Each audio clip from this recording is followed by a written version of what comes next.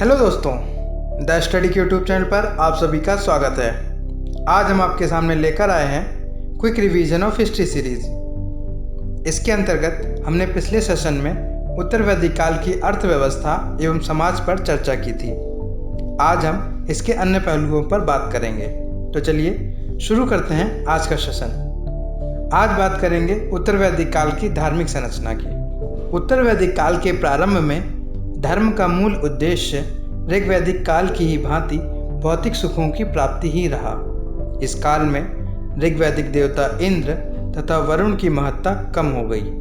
उनकी जगह पर नए देवताओं जैसे शिव या रुद्र, विष्णु या नारायण, प्रजापति या ब्रह्मा ने ले ली। इस समय प्रजापति मुख्य देवता के रूप में स्थापित हो गए। प्रजापति को विश्व के सृष्टिकर्ता के रूप में देखा गया। प्रजापति को हिरण्यगर्भ भी कहा जाता था। इस तरह गुप्त काल में जो ब्रह्मा, विष्णु तथा महेश की परिकल्पना स्थापित हुई, उसका बीज यहीं तैयार हो गया। पूषण अब शूद्रों के देवता के रूप में स्थापित हो गए। अश्विन को कृषि की रक्षा करने वाला देवता माना गया तथा उसी तरह सवित्र नए मकान बनाने वाले देवता के रूप में जाने गए। इस समय देवताओं की संख्या में भी वृद्धि हुई। उनमें से अनेक दिक्पाल, गंधर्व, यक्ष आदि के रूप में सामने आए। पितृसत्तात्मक तत्वों के होने से उषा एवं अदिति जैसी देवियों का महत्व कम हो गया। उनकी जगह अब विभिन्न यक्षिणियों एवं अप्सराओं का आविर्भाव हुआ। उपासना की विधि। उत्तर वैदिक काल में प्रार्थना के स्थान पर यज्ञ महत्वपूर्ण हो गया। यज्ञ में बहुत बड़ी संख्या में पशुओं की बलि दी जाती थी। अब यज्ञ के स्थान पर कर्मकांड की पद्धति विकसित हो गई। उत्तर वैदिक काल में शब्दों की जादुई शक्ति पर विश्वास किया जाने लगा तथा माना जाने लगा कि मंत्रोच्चारण में किसी प्रकार की अशुद्धि होने से अनिष्ट हो सकता है। यज्ञ की दक्षिणा में गायों, दासियों के अलावा सोने, कपड़े तथा घोड़े आदि भी दिए जाते थे।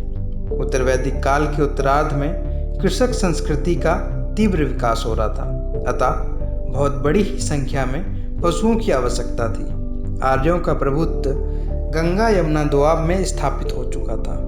स्वाभाविक रूप से वैदिक यज्ञों के विरुद्ध प्रतिक्रिया प्रारंभ हो गई। इस प्रकार प्रथम धर्म सुधारक ऋषि दीर्घतमस को माना जाता है। उन्होंने यज्ञ का विरोध किया।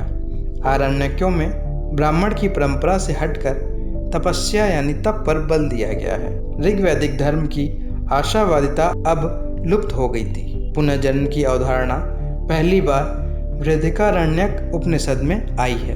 उपनिषद में मोक्ष की परिकल्पना रखी गई तथा इसके लिए ज्ञान पर बल दिया गया तथा यह माना गया कि ज्ञान हासिल करने के उपरांत आत्मा तथा परमात्मा का एकीकरण संभव था। आइए अब बात करते हैं आश्रम व्यवस्था की। उत्तर वैदिक काल में केवल 3 आश्रम ही प्रचलित थे: ब्रह्मचर्य, गृहस्थ एवं वानप्रस्थ। बुद्ध काल यानी सूत्र काल में चतुर्थ आश्रम यानी संन्यास स्थापित हो गया। ऐत्रेय ब्राह्मण, तैत्तिरीय संहिता, शतपथ ब्राह्मण से आश्रम व्यवस्था संबंधी जानकारी मिलती है। सर्वप्रथम जाबालो उपनिषद में चारों आश्रमों का उल्लेख मिलता है। आश्रम व्यवस्था आर्यों की विकसित सोच को प्रकट करती है। इसके द्वारा व्यक्तिगत उद्यम एवं सामाजिक नियंत्रण के मध्य संतुलन स्थापित करने की कोशिश की गई। आश्रम व्यवस्था के निम्नलिखित उद्देश्य थे: देव ऋण, ऋषि ऋण तथा पितृ ऋण से मुक्त होना, और दूसरा जीवन के 4 पुरुषार्थ यानी धर्म, अर्थ, काम एवं मोक्ष को प्राप्त करना। ब्रह्मचर्य आश्रम। इस आश्रम का प्रारंभ उपनयन संस्कार से होता था। इसके पश्चात बालक विद्या अध्ययन के लिए गुरुकुल चला जाता था। शूद्रों के उपनयन संस्कार नहीं होते थे। ब्रह्मचर्य आश्रम में मानव का पुरुषार्थ केवल धर्म होता था। ब्रह्मचर्य आश्रम से गृहस्थ आश्रम में प्रवेश करते समय समावर्तन नामक संस्कार होता था। गृहस्थ आश्रम।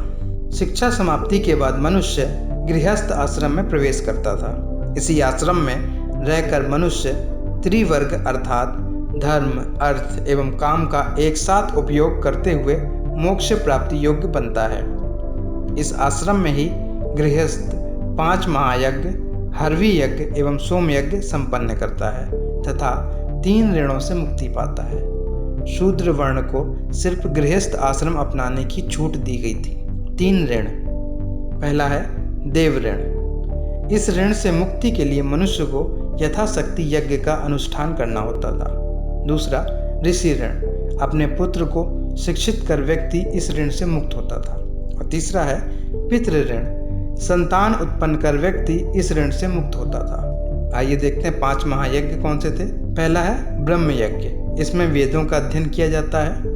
दूसरा है पितृयज्ञ। इसमें मृत पितरों या पूर्वजों की आत्मा की शांति हेतु श्राद्ध, तर्पण आदि किया जाता है। तीसरा देव यज्ञ। इसमें देवताओं का पूजन बलि धृत से अग्नि में हवन आदि द्वारा किया जाता है। चौथा है भूत यज्ञ। इसमें संसार के समस्त प्राणियों को बलि दी जाती है। बलि भाग को अग्नि में न डालकर चारों दिशाओं में रख दिया जाता है ताकि सभी प्राणी उसे ग्रहण कर सकें। पांचवा है मनुष्य यज्ञ। इसे निर्यज्ञ अथवा अतिथि यज्ञ भी कहा गया है। इसमें मुख्यतया अतिथि सत्कार किया जाता है। वानप्रस्थ आश्रम। गृहस्थ आश्रम के समस्त कार्यों को पूर्ण करने के बाद मनुष्य इस आश्रम में प्रवेश करता है।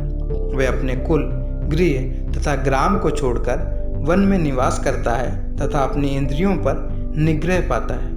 कुछ ग्रंथों में वानप्रस्थ के लिए वैरवानस शब्द का प्रयोग मिलता है।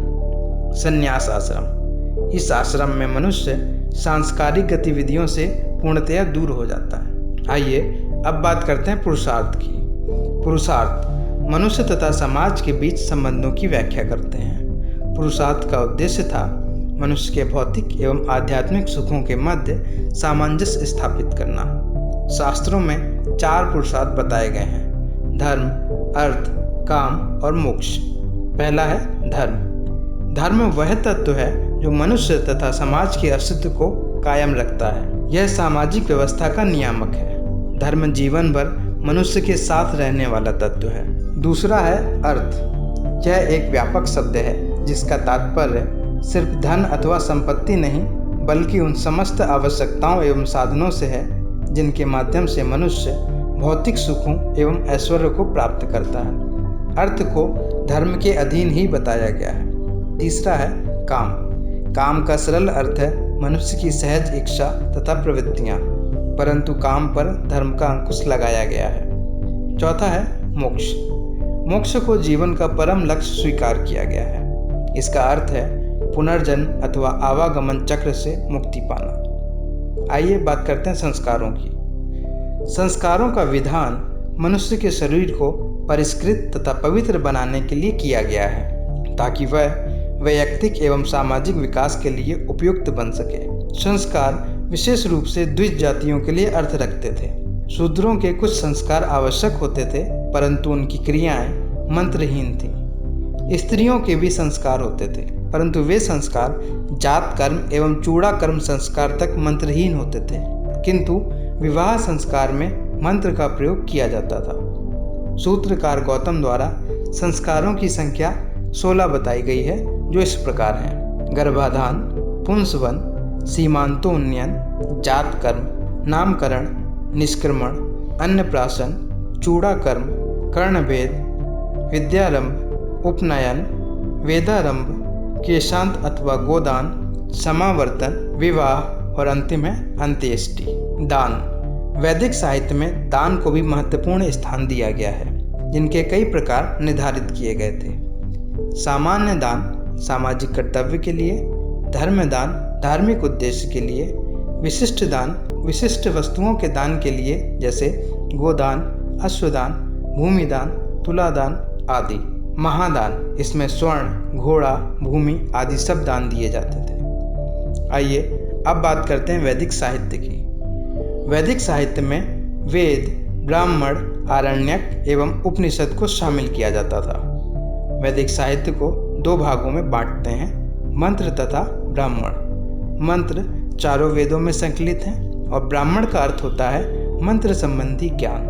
ऋग्वेद, जैसा कि हम लोग ऋग्वेद के विषय में पहले भी चर्चा कर चुके हैं कि यह सबसे प्राचीन और महत्वपूर्ण वैदिक ग्रंथ है। इसमें 1028 सूक्त हैं। ऋग्वेद में प्रार्थनाएं संकलित हैं। यह 10 मंडलों में विभाजित है। दूसरे से 7वें मंडल को सबसे प्राचीन माना जाता है। 10वां मंडल सबसे नवीन है। इसमें ही पुरुष सूक्त का वर्णन मिलता है। ऋग्वेद को होत्र या होता नामक पुरोहित गाते थे। इसका कार्य होता था देवताओं को यज्ञ में बुलाना तथा ऋचाओं का पाठ करते हुए देवों की स्तुति करना। ऋग्वेद में ब्रह्म का अर्थ यज्ञ से है, किंतु उपनिषद में से परम सत्य का तटस्थ रूप कहा गया है।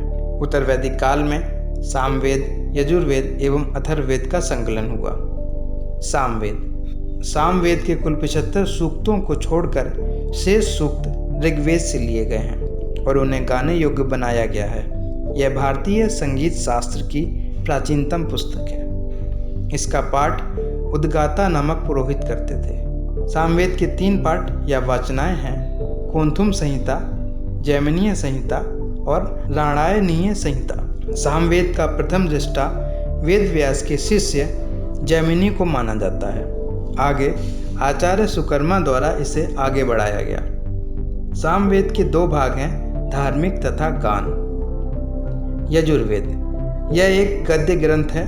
इसमें यज्ञ की विधियों का वर्णन है।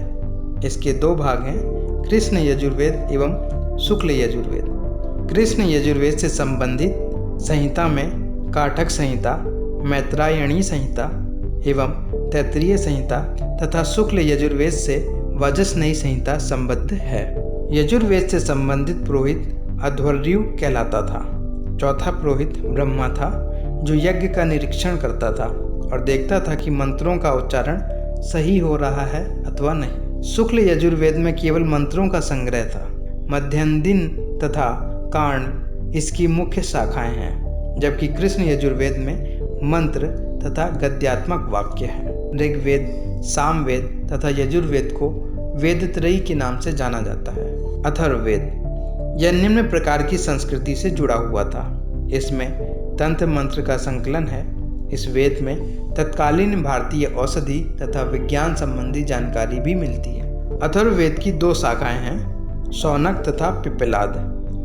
शल्य क्रिया का उल्लेख अथर्ववेद में मिलता है। ब्राह्मण ये गद्य ग्रंथ हैं। इनमें यज्ञ का आनुष्ठानिक महत्व दर्शाया गया है। कुछ महत्वपूर्ण ब्राह्मण वेदों से जुड़े हैं, जैसे ऐतरेय और कौशितकी ऋग्वेद से, पंचविंश, षड्विंश और जैमिनीय सामवेद से, तैत्तिरीय ब्राह्मण कृष्ण यजुर्वेद से, शतपथ ब्राह्मण शुक्ल यजुर्वेद से और गोपद ब्राह्मण अथर्ववेद से। आरण्यक मंत्रों का गूढ़ एवं रहस्यवादी अर्थ बताता है। इसका पाठ एकांत एवं वन में ही संभव है। यह तप पर बल देता है।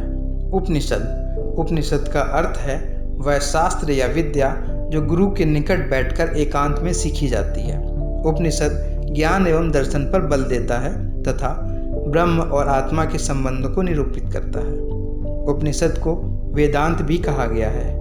मुक्तिका उपनिषद के अनुसार कुल 108 उपनिषद हैं, जिनमें से 13 अत्यंत महत्व के हैं। ऐतरेय और कौशितकी उपनिषद ऋग्वेद से संबंधित है। छांदोग्य, जैमिनीय और केन उपनिषद सामवेद से, तैत्तिरीय, कठ, श्वेताश्वर, मैत्रायणी उपनिषद कृष्ण यजुर्वेद से, बृहदिकारण्यक और ईशोपनिषद शुक्ल यजुर्वेद से, मुंडक, मांडूक्य एवं प्रश्न उपनिषद अथर्ववेद से संबंधित है।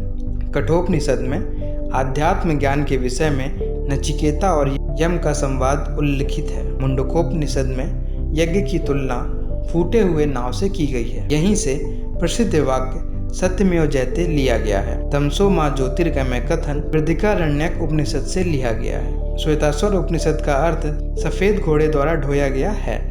छांदोग्य उपनिषद में सत्य काम जाबाल की कथा उल्लिखित है। पुनर्जन्म की अवधारणा बृहदिकारण्यक उपनिषद में मिलती है। वेदांग वेदों के अर्थ को सरलतापूर्वक समझने तथा कर्मकांडों को प्रतिपादित करने में सहयोग देने के लिए वेदांग साहित्य की रचना हुई। वेदांग 6 प्रकार के माने गए हैं: शिक्षा, कल्प, व्याकरण, निरुक्त, छंद और ज्योतिष। शिक्षा को वेद की नासिका कहा गया है। वेदों के मंत्रों के शुद्ध उच्चारण तथा शुद्ध स्वर क्रिया की विधियों के ज्ञान के लिए इसकी रचना हुई। कल्प को वेद का हाथ कहा गया है। कल्प के 4 रूप हैं: स्रोत सूत्र, गृहस्थ सूत्र, धर्म सूत्र एवं शुल्भ सूत्र। व्याकरण को वेद का मुख कहा गया है। व्याकरण की सर्वश्रेष्ठ कृति पाणिनि द्वारा रचित अष्टाध्यायी है। निरुक्त को वेद का स्रोत कहा गया है क्योंकि इसमें कठिन वैदिक शब्दों की व्युत्पत्ति मिलती है। वेदों के कठिन शब्दों का संकलन निघंटु नामक ग्रंथ में है। इसकी व्याख्या हेतु यास्क ने निरुक्त की रचना की थी। छंद को वेद के दोनों पैर कहा गया है। ज्योतिष को वेद का नेत्र कहा गया है। इसमें ग्रहों तथा नक्षत्रों की चाल का अध्ययन कर मनुष्य पर उसके शुभ अशुभ के प्रभाव को आंका जाता है। इसके अलावा उत्तर वैदिक काल में ही 6 दर्शनों का सूत्रपात हुआ, जो इस प्रकार हैं। पहला है सांख्य, जिसके प्रवर्तक कपिल मुनि थे। दूसरा है योग, जिसके प्रवर्तक पतंजलि थे। तीसरा है न्याय, जिसके प्रवर्तक ऋषि गौतम थे। चौथा है वैशेषिक, इसके प्रवर्तक ऋषि कणाद थे। पांचवा है पूर्व मीमांसा, जिसके प्रवर्तक जैमिनी ऋषि थे। और छठा है उत्तर मीमांसा, जिसके प्रवर्तक बादरायण थे। इस काल में 2 महाकाव्य थे। पहला महाभारत, जिसे जय संहिता एवं सतसहस्त्री संहिता के उपनाम से भी जाना जाता था, और दूसरा है रामायण। वैदिक शिक्षा।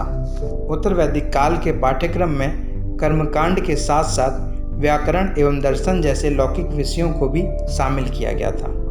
साथ ही इतिहास, राशि, तर्कशास्त्र, निधि, भूत विद्या आदि विषयों की शिक्षा भी दी जाती थी। तो इस तरह हमने उत्तर वैदिक काल के सभी पहलुओं को विस्तार से जाना। मिलते हैं नेक्स्ट वीडियो में इसके आगे की कहानी के साथ। तब तक हमारे साथ बने रहें। हिस्ट्री के और अधिक अपडेट्स के लिए हमारे चैनल को लाइक, शेयर और सब्सक्राइब जरूर करें। Thank you.